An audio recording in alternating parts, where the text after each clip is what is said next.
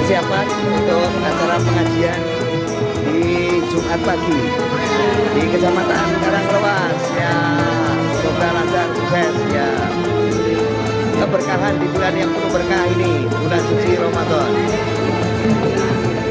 ya. Ini ibu-ibu siap badai ngaus, ibu persiapan untuk ngaji di Jumat yang perdana ini di bulan suci Ramadan.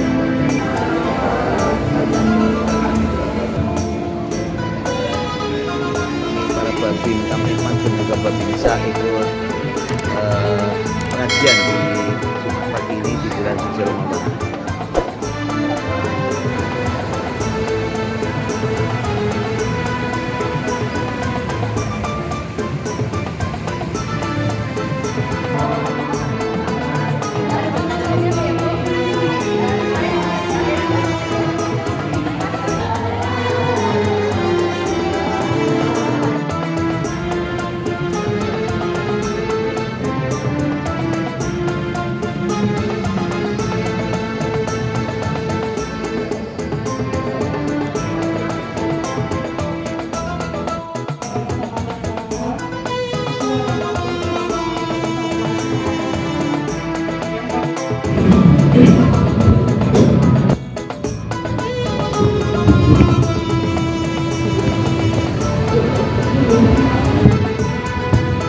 Bismillahirrahmanirrahim. Assalamualaikum warahmatullahi wabarakatuh.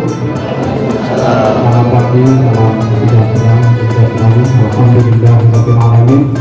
Wassalatu wassalamu ala asyrofil anbiya'i wal mursalin sayyidina wa maulana Muhammadin wa ala alihi wa sahbihi. Yang saya hormati Bapak Kapolres Karanglewas, seluruh anggota. Yang saya hormati Bapak Kapolres Karanglewas, seluruh anggota. Yang saya hormati para KUA Kecamatan Karanglewas dan seluruh anggotanya. Yang saya hormati kepala desa dan juga seluruh perangkat Kecamatan Karanglewas, kemudian Ketua Tim Gerak PKK Kecamatan Karanglewas dan seluruh anggota. Yang saya hormati Kepala Puskesmas Karanglewas dan seluruh anggotanya dan seluruh karyawati, kemudian dari rekan-rekan PPP.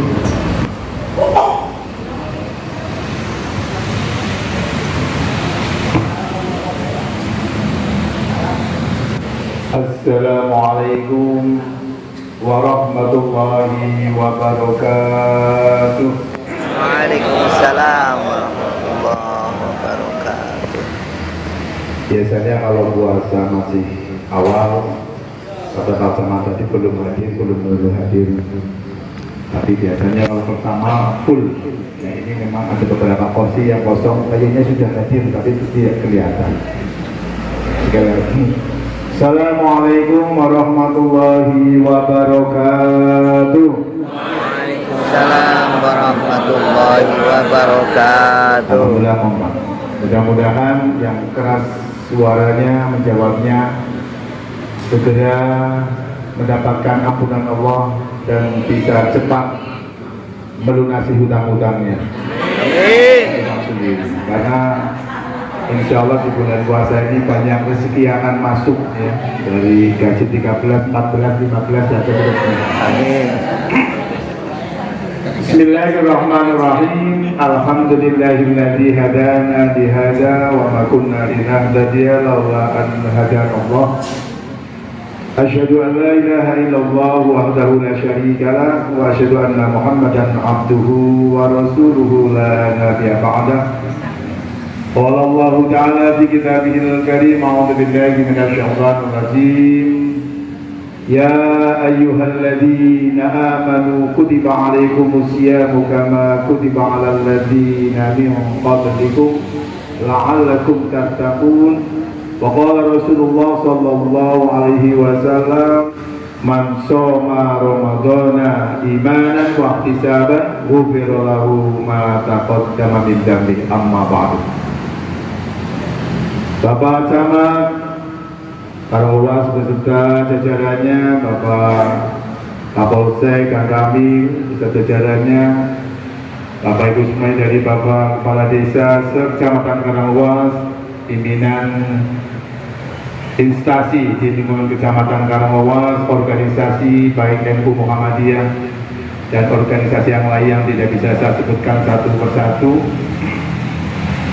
Yang pertama, marilah kita panjatkan puji syukur kehadirat Allah Subhanahu wa Ta'ala yang telah memberikan hidayah kesehatan pada kita semua, sehingga pada kesempatan pagi hari ini kita dapat menjalankan rutinitas acara yang diselenggarakan oleh Kecamatan Karanglewas. Mudah-mudahan ini berkah untuk kita semua sebagai evaluasi diri kita sebagai aparatur sipil negara yang sedang menjalankan tugas walaupun di bulan puasa. Mudah-mudahan bisa meningkatkan iman dan takwa kita kepada Allah dan senantiasa mendapatkan hidayah dan inayah Allah Subhanahu wa Ta'ala. Allahumma amin. Salawat dan salam senantiasa kita sanjungkan kepada baginda Nabi Agung Muhammad Sallallahu Alaihi Wasallam, Nabi yang kita selalu nanti-nantikan syafaatnya ataupun pertolongannya. Karena kita manusia yang lemah, manusia yang penuh dosa. Oleh karena kita banyak bersolawat menjadi umat Kanjeng Nabi atau menjadi orang-orang yang dicintai oleh Nabi. Kalau kita mencintai Nabi, insya Allah Nabi akan mencintai kita, dan nantinya juga kita akan mendapatkan pertolongan, di mana pertolongan itu tidak bisa didapatkan dari siapa-siapa, hanya syafaat Nabi Muhammad Sallallahu Alaihi Wasallam. Allahumma amin. Bapak Ibu yang saya hormati, sebenarnya kami berdiri di sini kayak nguyai segara. Nguyai segara artinya apa? Kita semua Bapak Ibu, sebelum masuk bulan Ramadan, apalagi di Kecamatan Karanglewas, di sini ada mungkin Pak Embar sebagai yang aktif ya ngaji. Pak Embar mana Pak Embar boleh hadir ini? Kalau nggak ada Pak Camat ya Pak Embar hadir, nggak ada Pak Camat menjadi wakilnya. Itu sudah banyak pengajian dari ujung utara sampai ujung selatan. Pak Dan Ramil juga demikian, Pak Kapolsek. Itu sudah banyak sekali pengajian-pengajian menumbuhkan rasa kita untuk beribadah, menumbuhkan keimanan dan ketakwaan. Makanya oleh karena itu hari ini di tempat ini saya hanya isinya mengublas apa yang telah panjenengan semua kaji selama ini, selama kita mengikuti kegiatan-kegiatan pengajian di Kecamatan Karanglewas. Mudah-mudahan mulai bulan puasa ini rasa cinta kita kepada Allah, ibadah kita kepada Allah lebih meningkat. Allahumma amin. Tapi yang saya hormati, dalam hal keimanan kepada Allah sesuai dengan yang disampaikan tadi ayat dari Al-Quran, kita menjalankan ibadah puasa tidak lepas dari dalil Al-Quran. Ya ayyuhalladzina amanu kutiba alaikumusyamu kama kutiba alal ladzina min qablikum la'allakum tattaqun. Menjalankan ibadah puasa hanya satu tujuan yang diinginkan, yakni adalah ketakwaan kepada Allah. La'allakum tattaqun. Ini bahasa la'ala, mudah-mudahan, berarti tidak semua yang menjalankan puasa pasti mendapatkan menjadi orang yang bertakwa. Betul apa betul? Betul. Banyak setelah puasa begitu lebaran malah dosanya tambah. Banyak yang setelah berpuasa lebaran juga ya banyak keimanannya juga tidak ada bedanya. Oleh karena itu Bapak Ibu yang sudah melakukan kegiatan ya, para dai, para pejabat di lingkungan desa masing-masing tentunya ketika menjelang bulan puasa luar biasa. Puasa adalah bulan berkah, bulan rahmah. Orang jualan juga yang tadinya sepi sekarang tidak usah datang ke dapur saja. Dapur-dapur di pinggir jalan sudah sangat menyiapkan sajian makanan. Semua sudah tersedia. Ini adalah berkah adanya bulan puasa. Dan yang namanya rahmah bulan puasa, semua orang malam pertama di bulan puasa berebut yang namanya musola masjid sampai datang sore menata sajadah. Sajadahnya kok ibadah dulu. Jadi sajadahnya titip nang masjid, wongnya tekane keri. Artinya apa? Saking semangatnya di dalam bulan puasa, orang-orang akan menyambut di dalam puasa ingin beribadah. Padahal sing dicari di dalam bulan puasa tadi adalah sholat taraweh. Betul atau tidak? Sholat taraweh hukumnya sunnah atau wajib? Tapi lucu, ketika hanya perbuatan ibadah sunnah yang dilaksanakan ada yang 8 rakaat, ada yang 21 rakaat, 20 rakaat. Tapi mereka berlomba-lomba mengikutinya. Senang karena apa? Setahun makanya kalau ibadah setahun sekali itu senangnya luar biasa. Pada berebut. Nah, apa yang kita laksanakan selama bulan puasa ini dengan berebut dalam beribadah hanya tujuan satu, yakni kita ingin meraih kebahagiaan atau meraih kemenangan di dalam puasa dalam rangka mencapai derajat manusia yang memiliki derajat bagaikan pahalanya bagaikan anak yang baru lahir dari orang tuanya, atau kita kembali kepada kefitrahan Idul Fitri. Jadi tujuan panjenengan melaksanakan ibadah puasa tujuannya hanya apa semata-mata mencari kebahagiaan. Padahal setiap hari kita juga sudah berdoa untuk mencari kebahagiaan. Doa yang dilaksanakan menurut Imam Ghazali itu ada yang disebut doa sapu jagat. Apa semua sapu jagat? Rabbana atina fid dunya hasanah wa fil akhirati hasanah wa qina adzabannar. Doa tiap hari panjenengan minta pada Gusti Allah. Tapi kita tahu nggak apa maknanya? Rabbana atina, ya Allah, berikanlah kepada kami fid dunya hasanah, di dalam dunia dan kita mendapatkan kebaikan, wa fil akhirati hasanah, dan di akhirat juga mendapatkan kebahagiaan, wa qina adzabannar, dan kita dijauhkan atau diampuni dari dosa api neraka. Jadi kita sudah minta kepada Allah setiap hari, minta bahagia dunia akhirat dan dijauhkan jangan sampai masuk neraka. Itu permintaan kita setiap hari di dalam kita menjalankan ibadah. Oleh karena itu Imam Ghazali mengklasifikasikan yang namanya doa sapu jagat, Rabbana atina fid dunya hasanah wa fil akhirati hasanah wa qina adzabannar, terhadap 4 hal. Di dalam doa ini ada 4 perkara yang perlu kita kupas bersama-sama.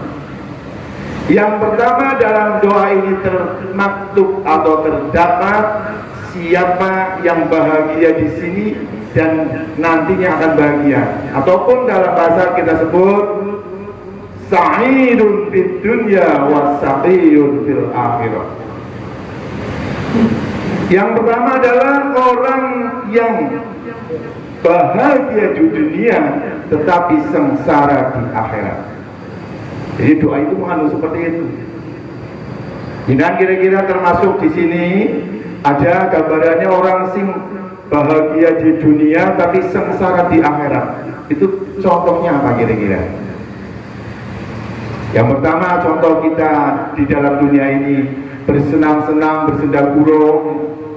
Tempat-tempat kadang-kadang diingatkan bahwa di dunia itu tempatnya orang bermaksiat. Senang sekali ketika tempat-tempat maksiat yang harganya mahal itu banyak mendatangi daripada tempat-tempat yang tujuannya kebahagiaan akhirat yang sama sekali tidak laku.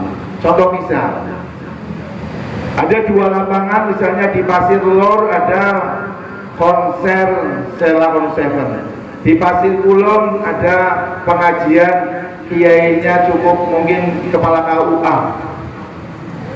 Kira-kira yang laku Sheila on Seven apa pengajiannya? Oh, jujur banget. Nah, ini sebagai pertanda manusia yang semacam itu, golongan orang yang hanya mencari kebahagiaan di dunia nanti akan sengsara di akhirat adalah orang yang di dunia senang-senang mencari kesenangan belaka, tidak memikirkan ibadah kita kepada Allah. Maka Imam Ghazali mengatakan, sa'idun fid dunya wa sa'iyun fil akhirah. Dia akan bahagia di dunia, tapi jangan harap di akhirat dia mendapatkan kesengsaraan. Kira-kira ibu-ibu dan dari rumah ke sini tujuannya nggo pengajian apa mbok kemenangan wong nang dalan? Bahagia itu kadang panjenengan datang itu kalau dengan ibu-ibunya nunggu dandane, nunggu masak di depan cermin itu kira-kira cukup 2 menit atau 20 menit? 2 jam. Ini istrinya Pak Kapolsek 2 jam. Ya. Memang seperti itu keadaannya. Di dunia kepengen tambah indah, tambah cantik. Ya. Tapi kedua, kecantikan panjenengan sudah dibentuk oleh Allah semacam itu, diperbaiki dengan permak-permak yang banyak dari toko-toko yang sudah tersedia. Gunakanlah itu untuk beribadah. Niatilah untuk beribadah kepada Allah. Insya Allah tidak menjadi sa'iyun fil akhirah ataupun sengsara di dalam kehidupan berikutnya. Bapak-bapak yang saya hormati, yang kedua, yang namanya Imam Ghazali mengatakan bahwa klasifikasi kebahagiaan itu yang kedua adalah sa'iyun fid dunya wa sa'idun fil akhirah.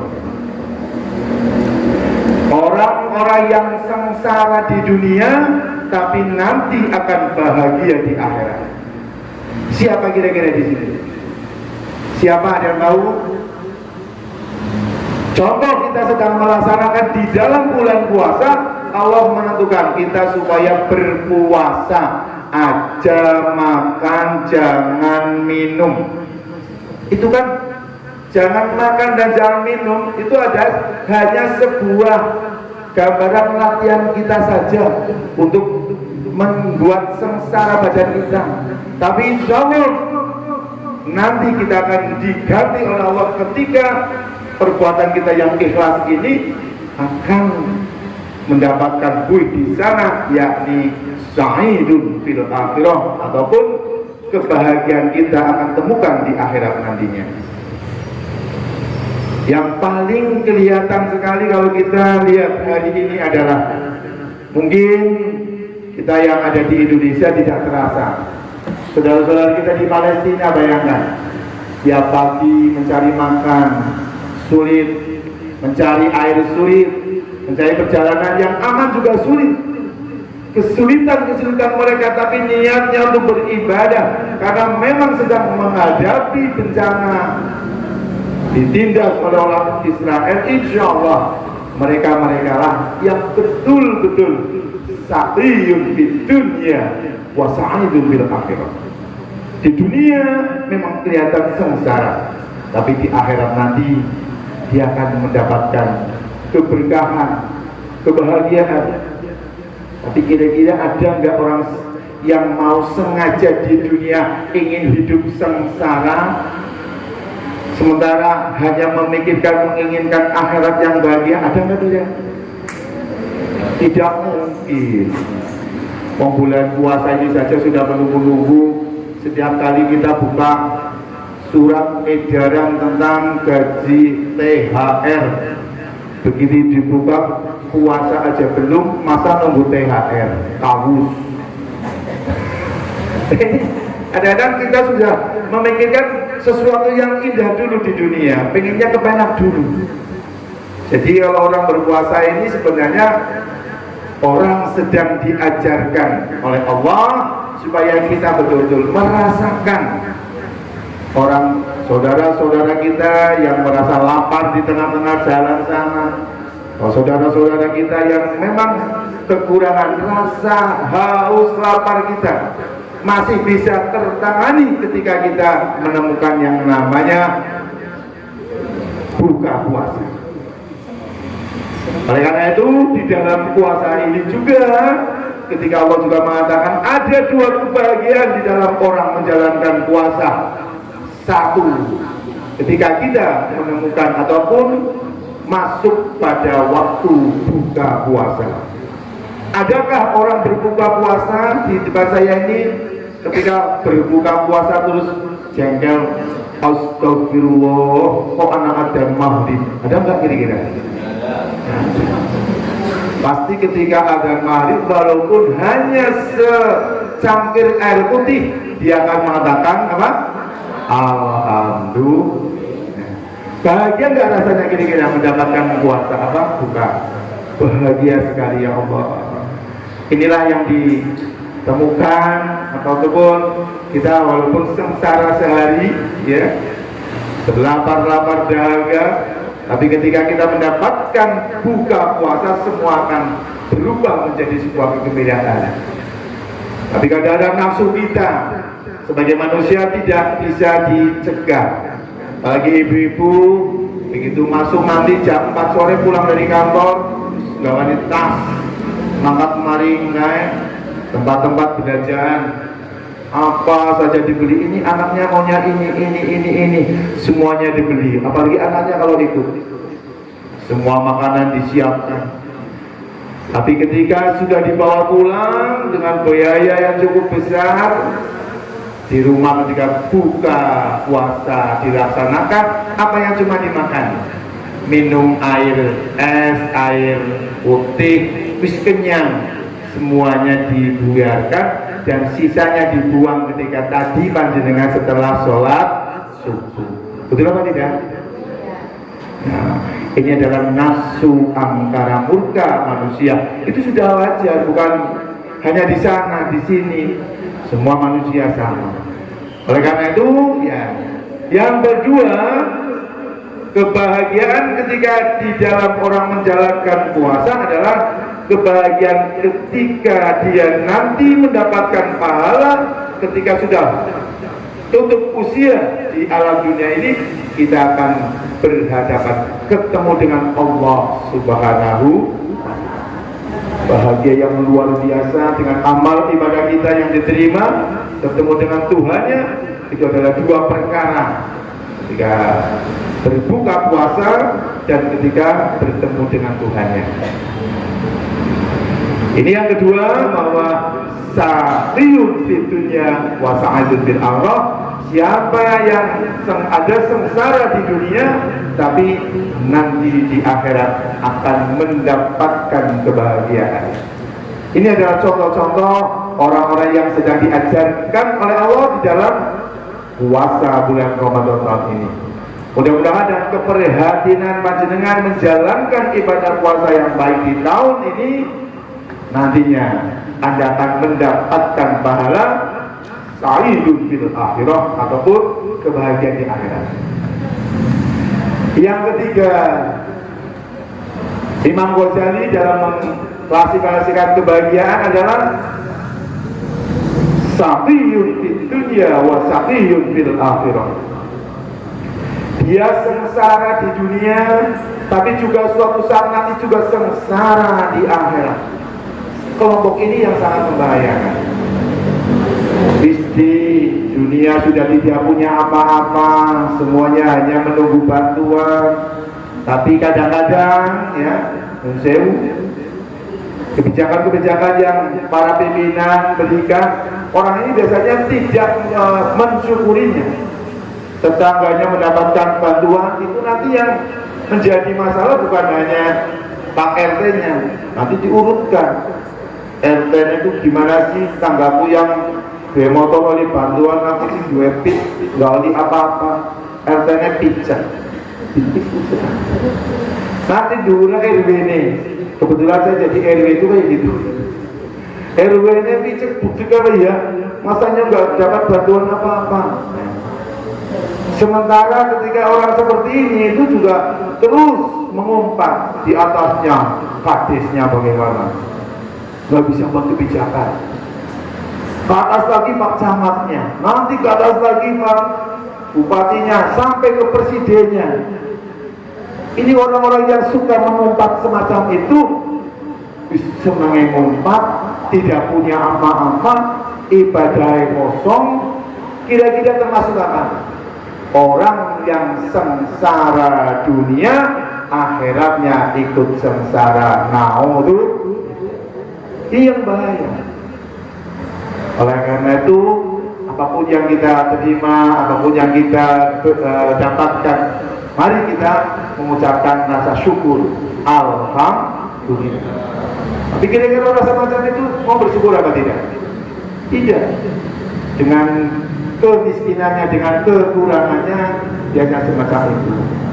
Tapi insya Allah ketika orang yang tidak diberikan harta yang cukup, tapi dia banyak bersyukur pada Allah, tadi itu kelompok yang tapi dunia tapi sahih. Tapi orang yang semacam ini sudah tidak mau beribadah kepada Allah, dia juga banyak tidak memiliki harta apapun, dia adalah kelompok-kelompok yang saqiyun fid dunya wa saqiyun fil akhirah. Siapa kelompok seperti ini? Dia adalah para kafir, para orang yang tidak punya nabi, dia tidak mau beribadah kepada Allah Subhanahu wa taala. Kelompok yang ketiga ini yang paling kita khawatirkan, kita harus tinggalkan, jangan sampai orang-orang mengikuti kelompok yang ketiga ini. Sengsara dunia dan akhirat. Anak sih kepengen nggak kayak gini, sengsara dunia akhirat, orang perlu kenikmatan dunia sampai kenikmatan akhirat sama sekali. Klasifikasi yang keempat adalah yang kita nantikan adalah sa'idun fid dunya wa sa'idun fil akhirah. Orang yang ingin hidup ataupun orang yang mendapatkan kebahagiaan dunia dan akhirat. Siapa dia? Dia adalah orang-orang yang mau bersyukur kepada Allah, bisa menerima harta benda ataupun kemakmuran di dunia dia dapatkan. Tapi kemakmuran itu dia limpahkan untuk orang-orang yang tidak mampu, dia belajarkan untuk beribadah kepada Allah. Insya Allah Allah akan mengembalikannya dengan kebaikan, yakni kebahagiaan akhirat akan diterimakan oleh orang tersebut. Ini kadang-kadang tidak adil ya, kalau ibu-ibu dengar di surga nanti, kalau memang laki-laki yang beribadah baik yang akan mendapatkan pintu surganya Allah, di sana akan disediakan bidadari cantik. Jadi jenengan misalnya jadi istrinya, percuma wis dikepatkan, istrimu siapa? Ganti bidadari yang di surga saja. Mulanya macam-macam ibu-ibu ya. Bapak-bapak itu tua, tentang perot, ganti pandangan. Seharusnya ketika ibu-ibu itu, ya, tapi jangan kalah ketika ada informasi bahwa di akhirat bapak-bapak akan mendapatkan gadis-gadis cantik di sana, ibu-ibu pun sama. Suatu saat nanti kalau ibu-ibu jadi orang yang solehah, orang yang berbakti kepada suami dan masuk surganya Allah, ibu-ibu juga akan mendapatkan bidadara. Pokoknya habislah. Wong-wong Pakistan, wong-wong Turki sing dengan pengennya datang di sana. Siap boleh. Terus tapi aja terus kita mati bela, dengan nikah seperot tinggal mati. Besok ketemu kalau bidadara dari Pakistan. Jadi jangan sampai ibu-ibu memutuskan semacam ini. Tapi yang jelas ya, ketika kita sebagai manusia itu apa tadi, sa'idun fid dunya wa sa'idun fil akhirah, bahwa orang yang akan bahagia dunia akhirat di sana, kehidupan di dunia yang baik ya sudah cukup, dibelajarkan yang baik, insya Allah kita akan menemukan kebaikan kita di dalam akhirat nanti. Amin. Selanjutnya ada 4 hal kebaikan orang di dunia ini mendapatkan kebahagiaan itu ada 4 perkara. Jadi di samping ada 4 kriteria yang disampaikan Imam Ghazali, ada 4 perkara sebagai manusia akan menemukan kebahagiaan.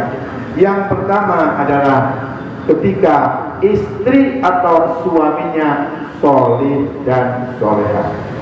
Si perempuan berarti suami sing soleh, bukan artinya pak soleh, bukan, tapi orang yang soleh itu berarti mau menjalankan agama ya baik, orang selalu melompoki, HP-nya selalu dibiarkan, karena suami HP-nya di umpet-umpet ya soleh setengah.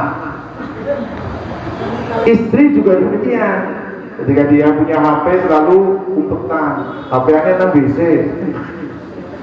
HP-nya di kamar tuh begitu dibuka dia tutupi. Ada sesuatu ini. Hanya saya cerita di sini. Kemarin ada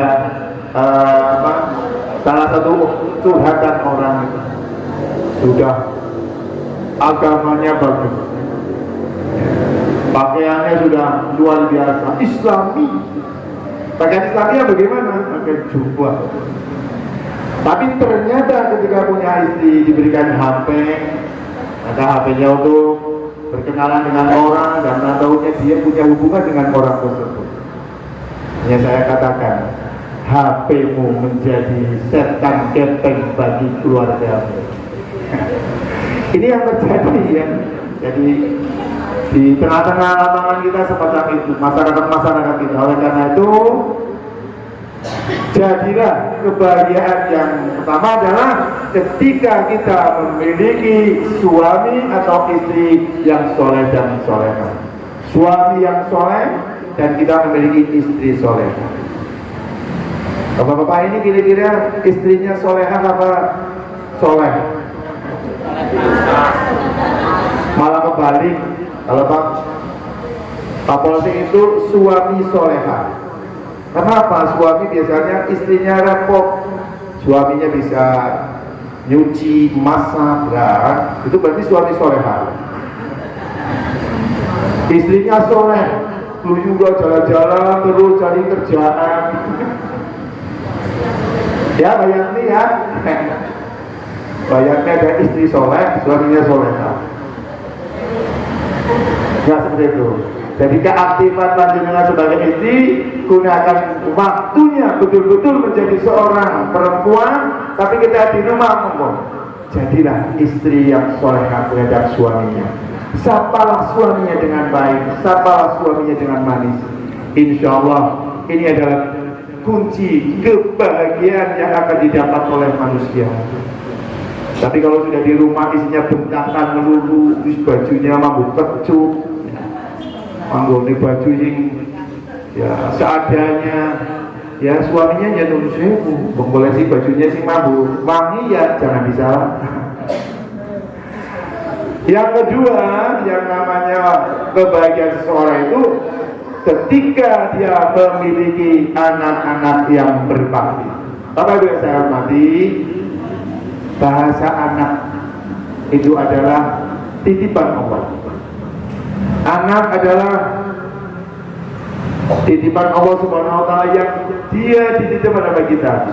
Ketika Anda hanya dititipi satu, dia berarti Allah hanya percaya satu untuk Anda. Ketika Allah menentukan dua, berarti Allah percaya bahwa bapak atau ibu diberi anak dua itu untuk menjadi anak yang berbakti. Dan seterusnya dan seterusnya. Oleh karena itu, ketika kita memiliki anak yang berbakti kepada orang tuanya, itu adalah salah satu jalan kita, aset kita ketika kita belum sampai menghadap Allah Subhanahu wa Ta'ala. Salah satu aset yang tidak bisa hilang di dunia itu adalah doa anak soleh dan soleha. Ketika punya anak soleh mau mendoakan kita, jangan sampai ada orang meninggal dunia, doanya hanya titip kepada tetangga, sementara anak-anak kita hanya jalan-jalan tidak tahu arah kemana. Tapi ketika kita memiliki anak yang berbakti kepada orang tua, ini salah satu kunci kebahagiaan manusia yang ada di dunia. Yang ketiga adalah orang yang bahagia itu adalah orang yang memiliki teman-teman yang baik. Dengan insya Allah ketika teman-teman ASN di sini semuanya memiliki kriteria teman baik. Karena ketika mendaftar ASN pasti harus meminta SKCK, surat keterangan kelakuan, SKKB, surat keterangan kelakuan baik kalau dulu. Sekarang SKCK apa? Surat keterangan kepolisian. Artinya kebaikan kita sudah dilegalisasi oleh kepolisian. Insya Allah baik. Teman-teman ASN semuanya baik insya Allah. Allahumma Amin. Nah, untuk daftar perangkat desa juga demikian. Beda kalau mendaftar menjadi ketua NU atau Muhammadiyah kan tidak gitu. Ya, kalau organisasi tidak. Tapi insya Allah tanpa dia menjadi manusia baik, tidak mungkin dia akan terpilih menjadi ketua organisasi. Ini sebuah kebahagiaan yang kita miliki, bahwa insya Allah ketika kita punya teman-teman yang baik, maka itu adalah kunci kebahagiaan manusia di dalam dunia. Dan yang keempat adalah kebahagiaan yang lain adalah manakala mata pencarian berada di daerahnya sendiri. Ini yang paling bahagia ketika panjenengan memiliki mata pencarian kerja di wilayahnya dekat dengan lingkungan sendiri. Yang paling pertama kerja dekat dengan lingkungan sendiri paling mudah adalah Pak RT, betul atau tidak? Urip nang kono, tanda tangan nang omah tok, ya ora tuh tinggi. Pak RT nggih, lagi kepenak. Cok digaji nomor Pak RT, Pak Kades. Supaya enak. Yang kedua Pak RW, yang ketiga kepala desa dan perangkatnya, karena mereka kerja di desanya pasti tidak jalan. Bahagia dong jadi Pak RT, Pak Kades nih, itu harus menjadi kunci kebahagiaan. Selanjutnya teman-teman kita yang ada di Kecamatan Karawas, insya Allah tidak jauh tempat kerjanya. Sejauh apapun itu masih di Kabupaten Bandung. Seandainya kita semua di sini ada ditugaskan di Papua, bagaimana rasanya? Tidak mungkin. Dan oleh karena itu, mari kita merebut kebahagiaan, bahwa 4 hal kebahagiaan manusia. Yang pertama adalah istrinya soleh atau solehah sebagai suami, anak-anak yang berbakti, teman-teman yang baik, dan tempat kerja kita. Mata pencarian kita adalah dekat dengan rumah kita. Itulah yang harus kita syukuri. Kita selalu bersyukur kepada Allah dengan kita meningkatkan iman dan takwa kita. Mudah-mudahan kalau ini bisa dijalankan oleh diri kita, bulan puasa ini nantinya kita masuk pada akhir bulan puasa, kita akan mendapatkan kenikmatan yang abadi, yaitu kenikmatan menjadi orang yang bertakwa kepada Allah. Inna akramakum indallahi atqakum. Orang yang akan tinggi derajatnya di depan Allah, mereka lah yang bertakwa kepadanya. Oleh karena itu, mari kita memulai di menjelang awal bulan Ramadan ini sebagai rahmah. Allah berikan rahmat kepada kita semua. Mudah-mudahan kita masuk kepada maghfirah dan itqu minan nanti. Suatu saat kita menjadi orang yang akan mendapatkan derajat takwa kepada Allah Subhanahu wa taala. Demikian yang dapat kami sampaikan. Mudah-mudahan yang sedikit ini bisa bermanfaat untuk kita sebagai bekal menjalankan ibadah puasa, memulai dari minggu pertama ini untuk minggu ke depan kita akan lebih baik lagi. Jangan sampai kebalikannya tadi, ketika minggu pertama kita semangat, ke depan semakin loyo, semakin mulai hilang, maka panjenengan termasuk sa'idun, tapi ujungnya adalah sakit, kita sengsara di belakangnya. Naudzubillah. Demikian, kemudian mohon maaf ya, didoakan tadi. Mari kita berdoa bersama-sama kepada Allah. Mudah-mudahan dengan pertemuan yang sangat singkat ini kita diberikan kekuatan keimanan, diberikan kekuatan untuk menjalankan ibadah puasa dan meninggalkan segala larangan-larangan Allah Subhanahu wa taala. Al-Fatihah. Alhamdulillahirabbil alamin arrahmanir rahim maliki yaumiddin iyyaka na'budu wa iyyaka nasta'in ihdinas siratal mustaqim siratal ladzina an'amta 'alaihim ghairil maghdubi 'alaihim. Allahumma shalli ala sayyidina Muhammad wa ala ali sayyidina Muhammad. Alhamdulillahirabbil alamin hamdan na'amin hamdan syakirin hamdan yuwafi ni'amahu wa yukafi'u mazidah. Ya Rabbana lakal hamdu kama yanbaghi li jalali wajhikal karimi wa 'azimi sultanik. Allahumma ighfir lana wa li walidayna warhamhuma kama rabbayana shighara. Allahumma shalli ala sayyidina Muhammadin salatan tunjina biha min jami'il ahwali wal afat wa taqdi lana biha jami'al hajat wa tutahhiruna biha min jami'is sayyi'at wa tarfa'una biha 'indaka 'ala darajat wa tuballighuna biha aqsal ghayat min jami'il khairat fil hayati wa ba'dal mamat. Rabbana la tuzigh qulubana ba'da idh hadaytana wa hab lana min ladunka rahmah innaka antal wahhab. Allahumma shalli wa salatan kamilatan wa sallim salaman taman ala sayyidina Muhammadin alladhi tanhalu bil umur wa tanfaru bil qurub wa tuqda bil hawaij wa tunalu bil ragha'ib wa husnul khatim wal qamam bi ajhil karim wa ala alihi wa sahbihi fi kulli lamhatin wa nafasin mi'adatin kulli ma'lumin lak. Rabbana atina fid dunya hasanah wa fil akhirati hasanah wa qina adzabannar. Subhanaka rabbika rabbil izzati amma yasifun wa salamun alal mursalin walhamdulillahi rabbil alamin. Terima kasih dan mohon maaf bila mana dalam penyampaian banyak kekurangan. Kami mohon maaf. Billahi taufiq wal hidayah wal afu minkum. Wassalamualaikum warahmatullahi wabarakatuh. Waalaikumsalam.